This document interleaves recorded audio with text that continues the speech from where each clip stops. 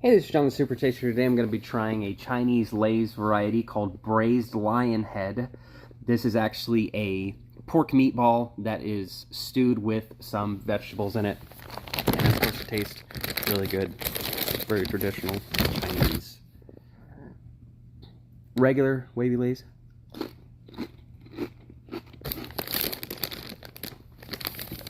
Definitely pork flavor. And there's a lot of spices going on. Very savory. I would love to taste this. For real, they usually do a really good job of making it taste exactly like what the meat is and what the little stew is in this case. And it is good. It's spicy.